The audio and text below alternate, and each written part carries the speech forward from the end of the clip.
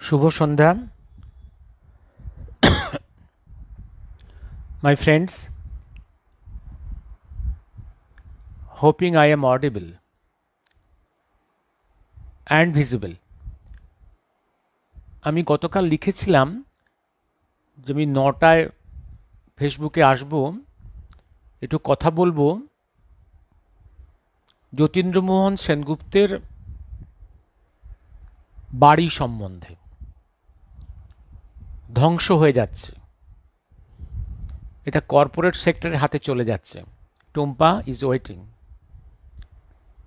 আমি দেরি হয়ে গেল, আমি এইটা নিয়ে একটু কথা বলবো, একটা অ্যাপিল করব, তারপর একটা গ্যাপ দেব। গ্যাপ দিয়ে আমি সেকেন্ড সাবজেক্টে চলে যাব, সেখানে বক্তব্য রাখব যে ভারতবর্ষের প্রথম সর্বভারতীয় রাজনৈতিক দল কার হওয়ার কথা ছিল, ইন অ্যান অ্যাসোসিয়েশন। কীভাবে ব্রিটিশ তাকে ধ্বংস করলো, কীভাবে কংগ্রেসের জন্ম দিল। তারপর লিখব কীভাবে স্বরাজ্য দল এবং নেতাজির ফরওয়ার্ড ব্লক কীভাবে বিভিন্ন চাপের কাছে হারিয়ে গেল।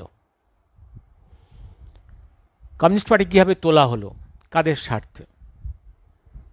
সিপিএম কীভাবে রাইজ করলো, টিএমসিপি কীভাবে রাইজ করলো, কিসের স্বার্থে। এই একটা জেনারেল কতগুলো কথা, যতটা পারবো আজকে দলিলগুলো মেনশন করে যাব। প্রথমে আবার ব্যাক করি।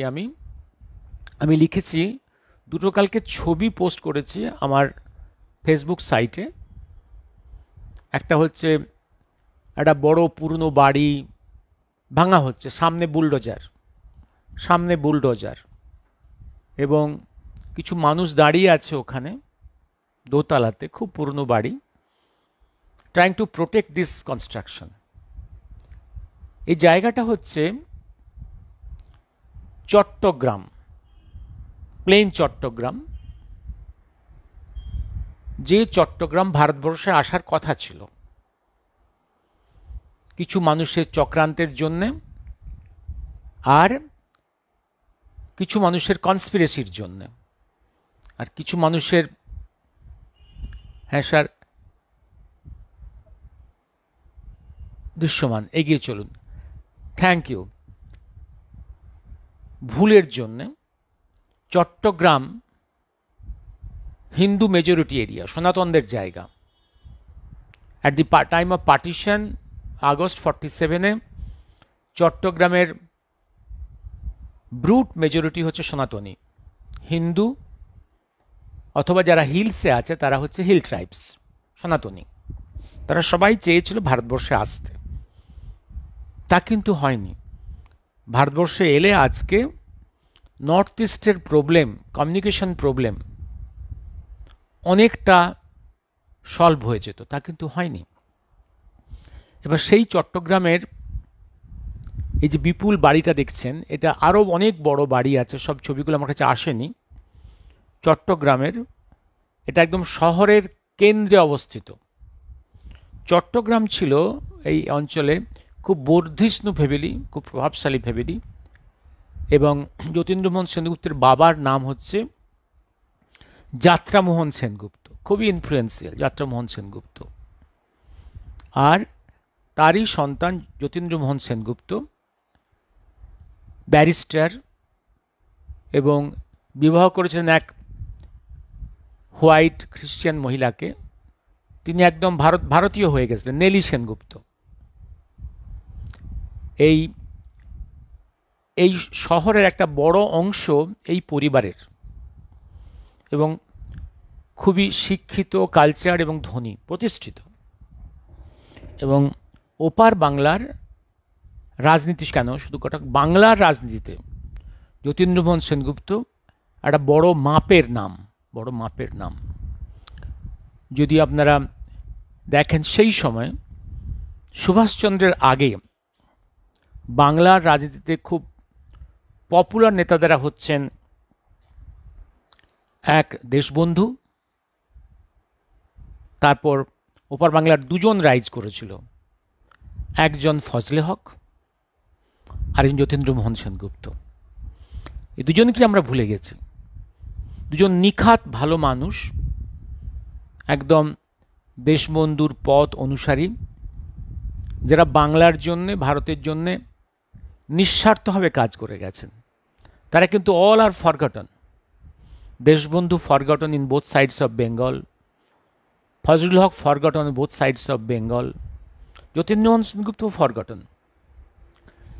এবার এই যে বাড়িতে Jatindramohan Sengupta, Nellie Sengupta at one time was Congress all India president. আমি ঠিক মনে করতে পারছি না যতীন্দ্রমোহন সেনগুপ্ত বোধহয় কংগ্রেস প্রেসিডেন্ট কখনো হননি, but he was twice mayor of Calcutta corporation. Deshbandhu প্রথম ভারতীয় মেয়র, তারপরে পরপর কয়েকজন, এবং যতীন্দ্রমোহন সেনগুপ্ত দুবার মেয়র হয়েছিলেন যখন সুভাষচন্দ্র মান্দালয় জেলে বন্দী, মান্দালয় এবং আরও কয়েকটা বার্মার জেলে বন্দী। সেই সময় সুভাষচন্দ্রের পরে মেয়র হয়েছিলেন যতীন্দ্রমোহন সেনগুপ্ত, মেয়র হয়েছিলেন। এবং খুবই, এবার একটা জিনিস মনে রাখি, গান্ধীজি এই যে বাড়িতে কে যাননি, গান্ধীজি, জওহরলাল নেহেরু, সুভাষচন্দ্র সবাই গিয়েছেন এই বাড়িতে। এই বাড়িটা হচ্ছে ভারতবর্ষের স্বাধীনতা সংগ্রামের একটা ঐতিহাসিক স্থান। এটাকে প্রিজার্ভ করা আমাদের উচিত। এটা ভারতের স্বাধীনতা সংগ্রাম, এটা বাংলার স্বাধীনতা সংগ্রামের অংশ। কারণ ইস্ট বেঙ্গল এর যে মুক্তি ব্রিটিশের হাত থেকে, এটা ভারতের স্বাধীনতা সংগ্রামেরই একটা অংশ। অলরেডি নতুন যে জামানা এসছে, ইউনুস জামানা, এই জামানার মূল লক্ষ্য হচ্ছে ওপার বাংলার মানুষের বাঙালিত্বকে শেষ করে দেওয়া, তাকে একদম বাঙালির এবং 71-এর যে মুক্তিযুদ্ধের যে মূল্যবোধ, প্রিন্সিপালসগুলোকে ধ্বংস করা, বাঙালিকে পুরো মুসলমান বানিয়ে দেওয়া, ওপার বাংলার মানুষ ইসলাম নিয়ে বাঁচুক, ভারতের সঙ্গে সম্পর্ক ছিন্ন করে ইসলামের উপর দেশ বাঁচুক, ওই পাকিস্তান, তুর্কি এদের সঙ্গে মিলে, এবং ওদের কালচার, ওদের সব কিছু, বাংলা ভাষাকে শেষ করা, বাংলার কালচারকে শেষ করা। ইভিন ওখানে নজরুলের যে স্মৃতিগুলো আছে এগুলোকেও ধ্বংস করেছে ওরা, কবিগুরুর যে স্মৃতিগুলো সেগুলোকেও ধ্বংস করেছে ওরা। এখন ধ্বংস করতে চলেছে। ওরা তো ফজলুল হককে ভুলে গেছে, নজরুলকেও ভুলে গেছে। এখন ওরা ধ্বংস করতে চাইছে এই চট্টগ্রামের যাত্রামোহন সেনগুপ্ত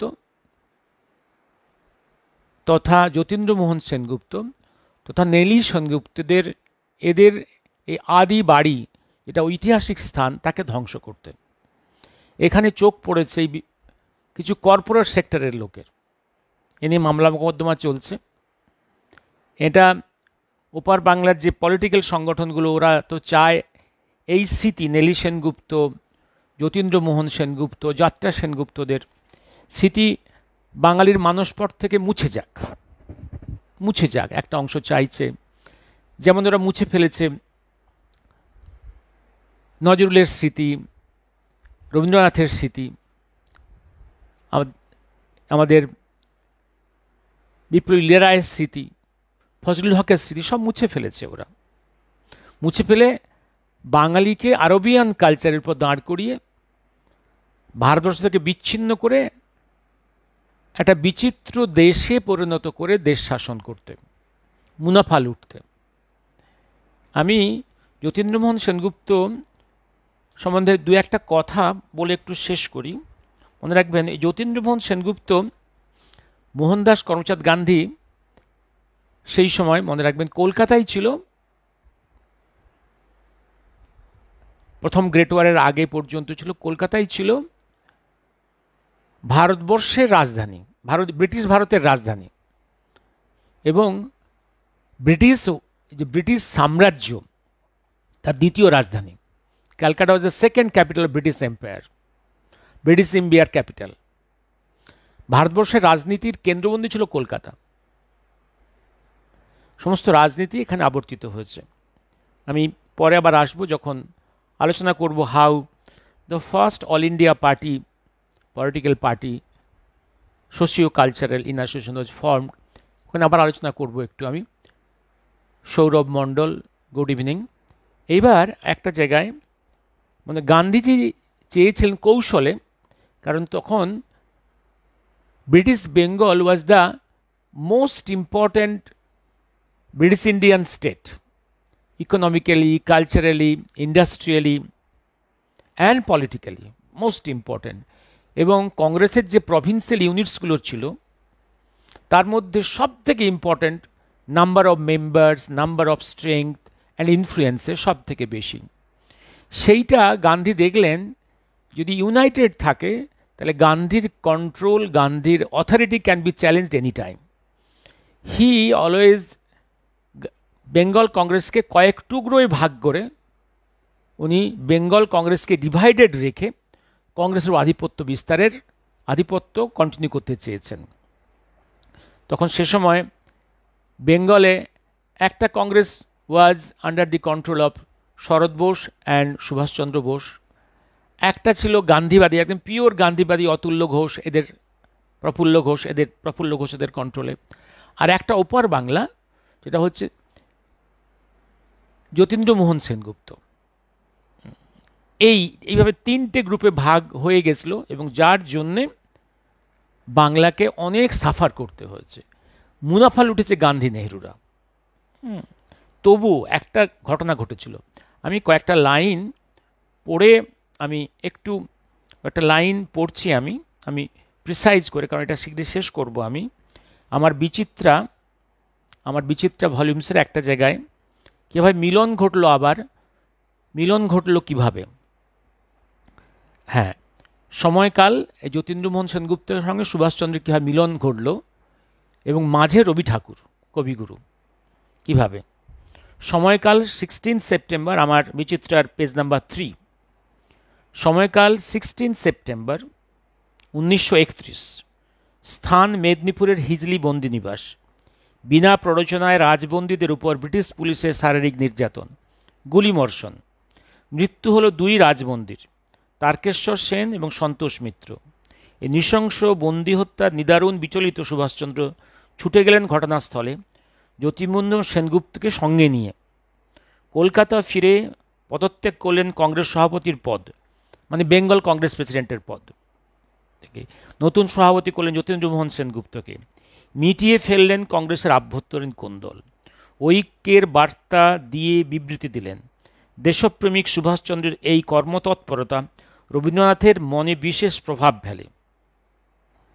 হিজলির সংগঠিত নারকীয় ঘটনার প্রতিবাদে কলকাতা টাউন হলে এক জনসভায় আয়োজন করা হয়।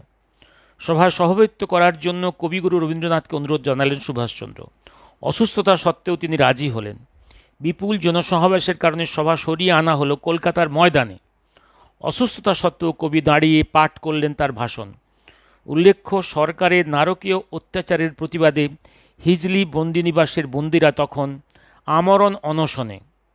রবীন্দ্রনাথ ও সুভাষচন্দ্রের অনুরোধে তারা অনশন ভঙ্গ করেন এবং এইখানে মঞ্চে একদিকে যতীন্দ্রমোহন সেনগুপ্ত, অন্যদিকে সুভাষচন্দ্র, মাঝে কবিগুরু দাঁড়িয়ে আছেন। এই যে ছবিটা গান্ধীজি এবং ব্রিটিশের মনের মধ্যে ভয়ের সঞ্চার করল।